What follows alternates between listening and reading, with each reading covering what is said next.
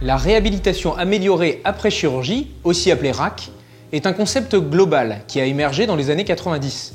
Il vise à optimiser le déroulement d'une chirurgie pour le patient. Cette approche est multidisciplinaire, elle consiste à définir avec tous les acteurs de soins les meilleurs protocoles pour l'ensemble des étapes d'une chirurgie, que ce soit pour la phase préopératoire, pour la phase péropératoire et pour le post-opératoire. Les objectifs pour le patient sont multiples. Il s'agit d'être le mieux préparé possible pour la chirurgie, de récupérer une autonomie le plus rapidement possible, de limiter la survenue de complications et ainsi de diminuer les durées d'hospitalisation. De nombreuses sociétés savantes ont édité des recommandations concernant la RAC dans différents types de chirurgie, y compris en chirurgie thoracique. Plusieurs grands principes généraux de RAC peuvent s'appliquer à l'ensemble des chirurgies. On retiendra par exemple l'éducation du patient, la gestion de l'anémie préopératoire, l'optimisation nutritionnelle, le jeûne le plus court possible, l'analgésie multimodale, la mobilisation précoce. Outre ces éléments généraux, la RAC en chirurgie thoracique pulmonaire intègre plusieurs particularités. En préopératoire, on mettra l'accent sur le sevrage tabagique, qu'importe le délai avec la chirurgie. Les bains de bouche à la chlorhexidine peuvent également être initiés pour limiter les complications infectieuses post-opératoires. Enfin, on proposera aux patients les plus fragiles des programmes de préhabilitation respiratoire. Pendant la chirurgie, dans la phase péropératoire, il faudra évidemment limiter le stress chirurgical en privilégiant des abords mini-invasifs comme la thoracoscopie, la chirurgie monotrocar ou encore la chirurgie robot-assistée. De son côté, l'anesthésiste assurera une ventilation unipulmonaire protectrice.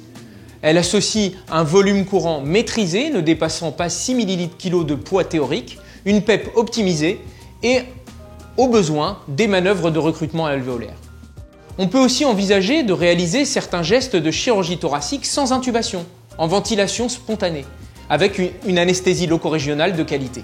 Pour aller plus loin sur ce sujet, je vous renvoie à la vidéo de Nabil Zanoun sur le sujet. Le lien est dans la description.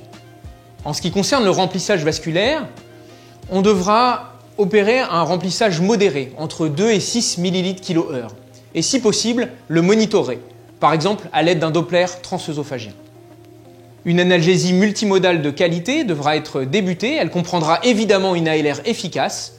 De préférence, on aura recours à un bloc paravertébral continu qui offre à ce jour le meilleur compromis entre la gestion de la douleur post-opératoire et la mobilisation précoce. Dans la mesure du possible, un seul drain sera laissé en place en fin d'intervention. Après l'intervention, en post-opératoire, l'objectif pour le patient est de récupérer une autonomie satisfaisante le plus rapidement possible, tout en limitant la survenue de complications.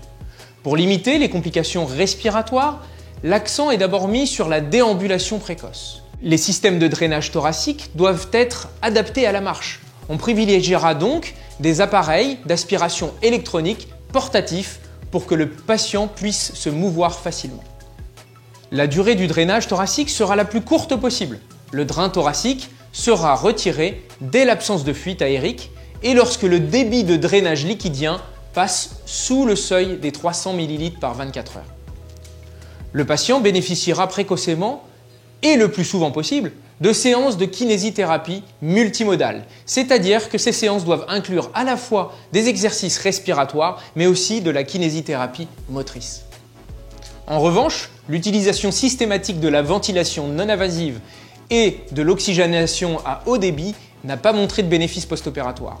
Ces techniques sont à utiliser au cas par cas ou lors de complications pulmonaires post-opératoires.